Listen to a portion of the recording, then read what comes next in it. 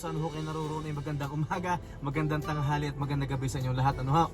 Ngayon lang huli tayo nagkita-kita, ano ho? Ay andito ho tayo sa wholesale auto parts at may ibabalik ho tayo na alternator. Ano ba? Kamusta ho kayo? Ano ho? At kung saan ho kayo naroon ay mag-iingat ho kayong lahat, ano? Ay ilang araw na lang ho at Pasko na, ano ho? Ganito ho ang nangyari. Sobrang busy natin, ano? At matagal ho tayong hindi nakapag-vlog. Siguro nasa mga 3 weeks din, ano ho? Ay ito hong ating Mercedes-Benz ay tumirek. Yeah. Ay, ang nangyari po dito, itinirik po ako sa daan. Tapos na-find out ko. Shout out nga pala kay Boss Noki. Yan. Paring Noki, maraming salamat, no? So yan, na-find out namin na mukhang alternator nga. Yan. Pero nung time na yon, ipapais ko sana sa kanya kasi nasa 156 kami ni Mrs. Kaso nasa trabaho siya, tsaka masyado siyang busy. Yan. Tapos shoutout nga pala yan kay paring Enteng yan. Tapos doon nila to ginawa sa garahe nila. Shoutout kay paring Ismael. Yan. Maraming salamat, ano ho. Ayan, ay sa makatuwid ho ay itinirik ho tayo. Yan. Tapos buti na lang ho at nagpa-member agad ako member ho ako doon sa AMA. Yan, napakita ko ho sa screen. Napakalaking tulong ho dyan. Bali nagbabayad po ako dyan ng yearly $460 para po yun sa paghila, sa pagtowing, ano. So natow po yung ating sasakyan. So in one year 5 beses tayong itoto. Tapos yung nagamit ko na ay isa pa lang. So may natitira pa akong 4, ano ho. Yan. Kasi nung kinuha ko tong sasakyan na to, nagpa-member na agad ako at gusto ko lang hong maging advance, ano ho.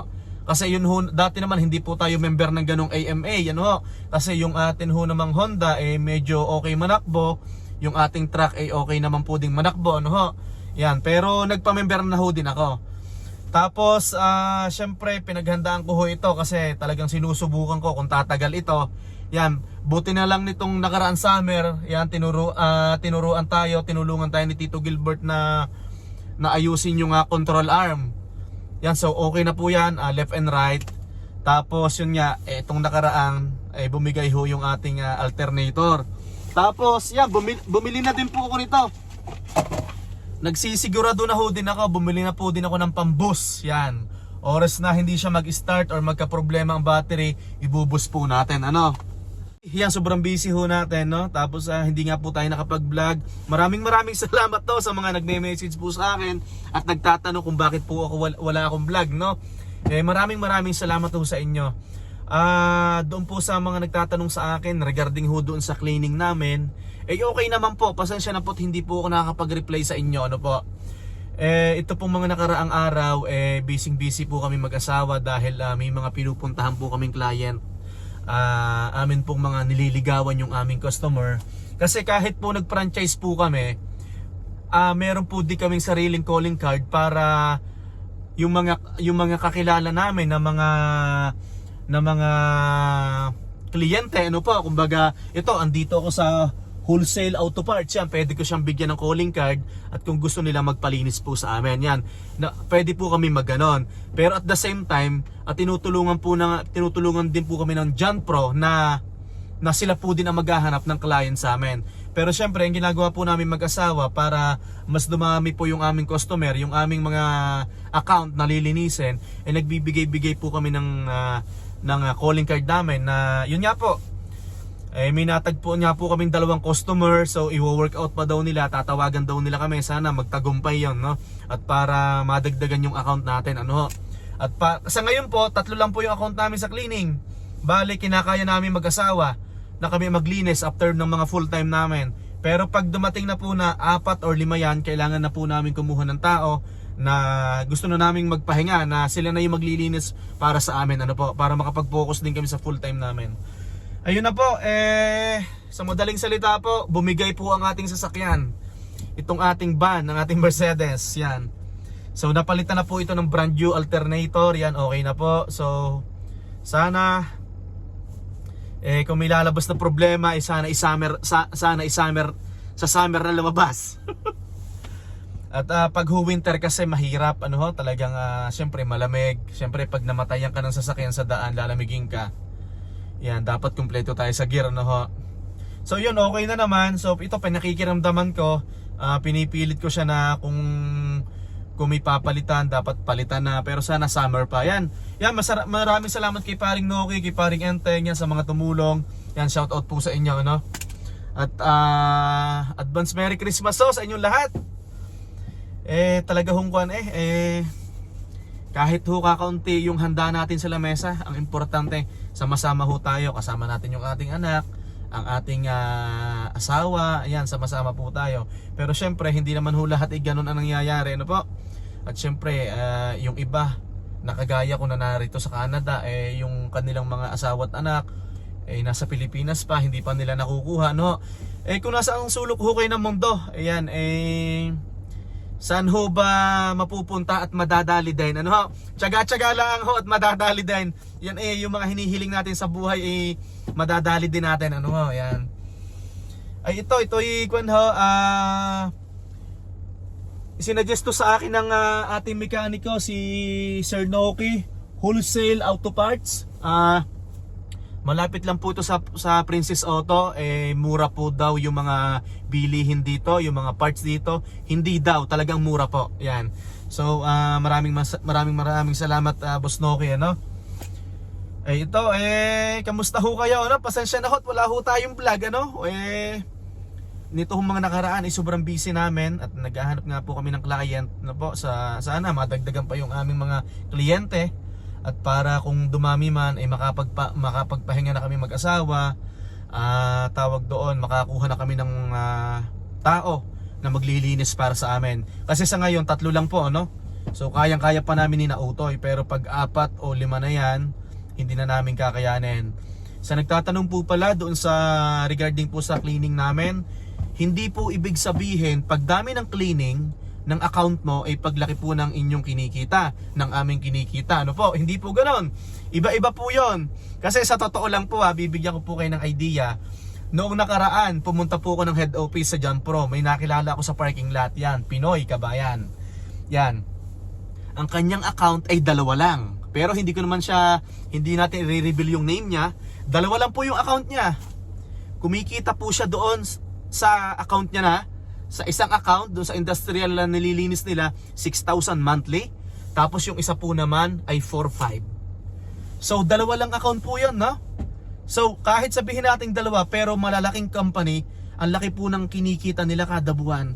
Biruin nyo 6,000, tapos 4,000 plus yung isa. Tapos meron silang 3 tao na naglilinis nun.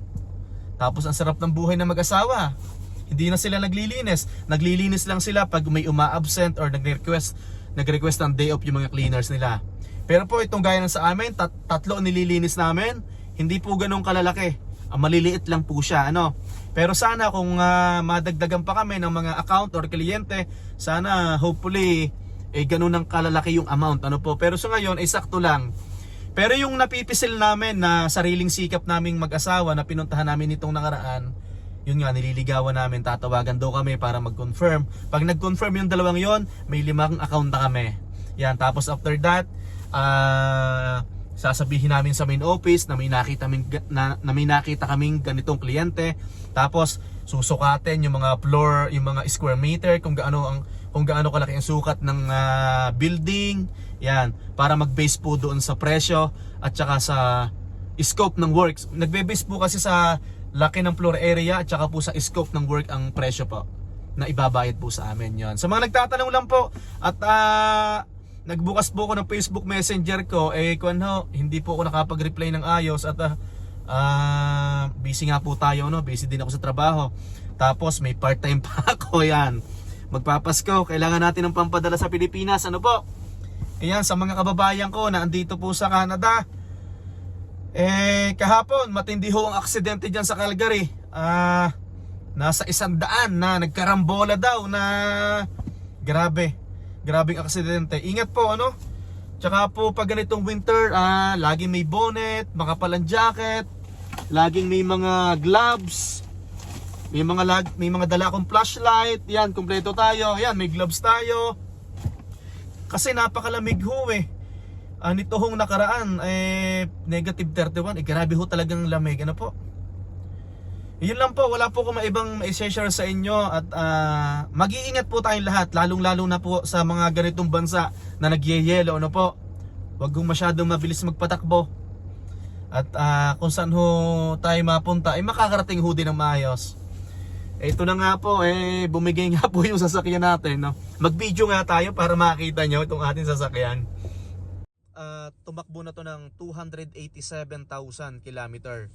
Pero ngayon, simula nang kinuha ko to, nireset ko yung sa zero So ang dami ko nang natakbo. 4,406. Yan iko natin. Yan, 4,406 na natatakbo ko since nang kinuha ko to. Kasi nung kinuha ko to, sa dating may-ari, nireset ko siya sa zero. Yan. Pero yung buong kilometer nito ay yan, 287,000 kilometer yan. Crack pa yung windshield So ito yung ating sasakyan. So ito pinalitan dito yung alternator. Yan. So yan, sana hopefully hindi na magka-problema. Kung magkaka-problema sa summer na siguro. Yeah, pasok na tayo kasi malamig. Pupunta pa kami ni Utoy ng WEM. Kasi nagpapabili ng panjama daw at kailangan daw sa school.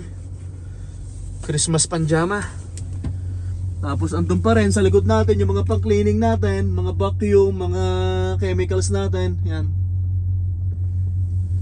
I-type nyo lang po sa Google. Ito, wholesale auto parts 16721. Tara, uwi na tayo at makakain na ng hapunan. Uwi na tayo. Thank you Lord. Gaya po rin sabi ko kanina, mag-iingat po ang lahat. Lalo na po pag yung may snow. Matindi rin pala lamig dito sa Edmonton, Alberta. Akala ko doon lang sa pinanggalingan namin sa Newfoundland and Labrador. Dito matindi din ang lamig.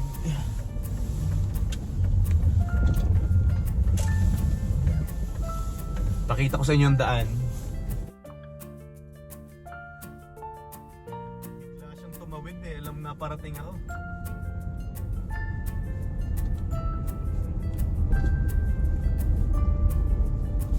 Dapat ho ikuan, maliksi ho tayo pag dapat pag medyo malayo-layo pa magpepreno na ho agad. Wag ho tayo magpepreno ng biglaan. Dapat ho kinakalkula natin ho. Kaso ang nangyayari kasi ito ho kasi ang katotohanan.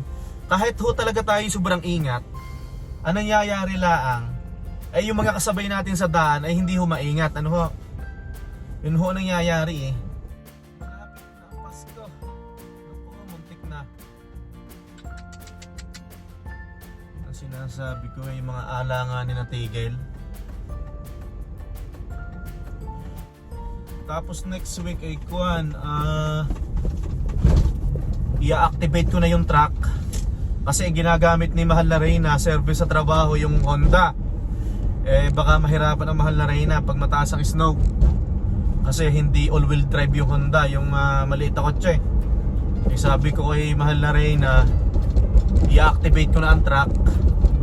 Tapos ipapark insurance ko naman yung kotse niya. Para at least nakatrack siya, hindi siya mabahura. Siguro Monday itatawag ko siya sa TD Insurance ng Saturday. Kamusta ho kayo? Kayo nakapag Christmas party na?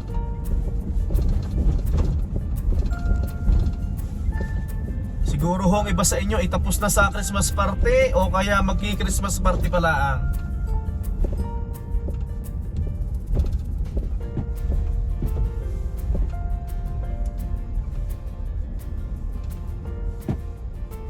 Ay, bago ko pala makalimutan. Regoso family, shout out sa inyo. Congratulations. More blessing. Yan, shout out sa inyo. Regoso family. Hindi ko na sasabihin kung bakit. Shout out sa inyo Congrats Ate B, Jasper, Kuya Jan. Maraming salamat. Tsaka pala kay Madam Karem, happy birthday. Yan. Happy birthday, happy birthday. Andito ho tayo ngayon sa 111. Namimiss ko tong lugar na to. At malapit ito sa dati naming bahay. Hindi, dati naming inuupahan na bahay. Yan, dating inuupahan. Nandito tayo sa 111 Avenue. Itong mga ganito pong sasakyan, 2003 Pontiac Montana. Tapos tumatakbo na to ng 287 kilometers. Talagang ine-expect ko na may mga lalabas dito. Pero ganun talaga kasi magkano hong bili natin dito? 1,100.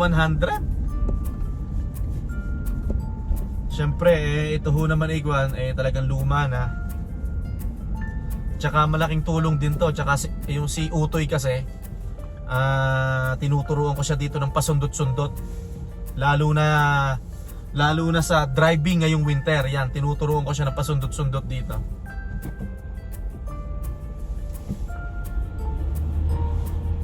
Kasi tinuturo ko sa kanya kung kailan ka dapat magpreno. Yan, huwag kang tutok ng tutok. Yan.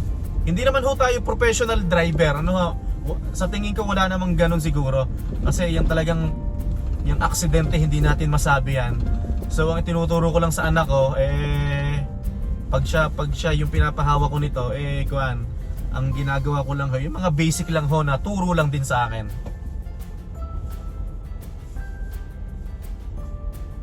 Sana kung milalabas pa tong sira sa summer na kasi mahirap mag-ayos ng ng winter.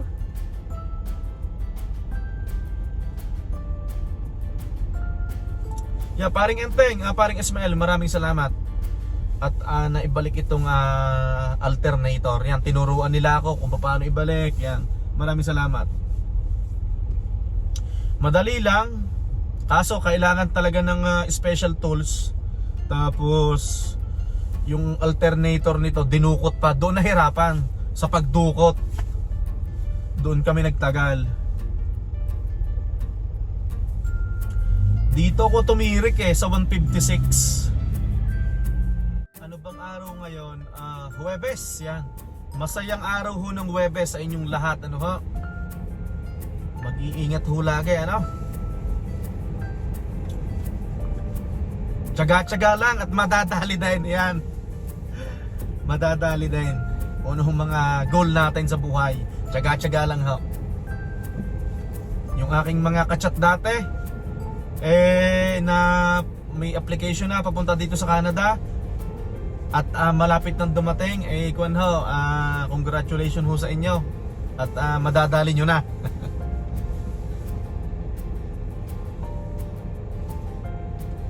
Hinihintayin na ho ako ni Utoy at nagyayaya pupunta daw kami ng WEM at bibili nga daw ng jogging pants, kailangan daw sa school bukas at may pajama party. Ay, gutom na gutom ako. Ako ho ba'y pumayat na? Ako ho'y nagpapapayat Hindi na ho ako nakain ng gabi. Nakain lang ako ng umaga ng kanin.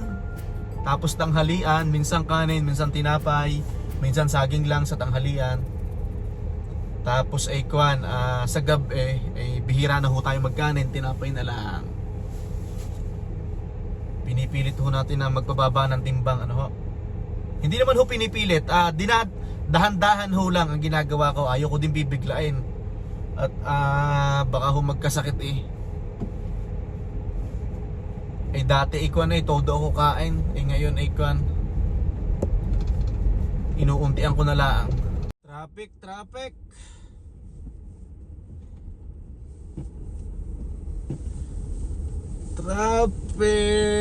Nako, mga 15 minutes pa siguro ang dating ko sa bahay.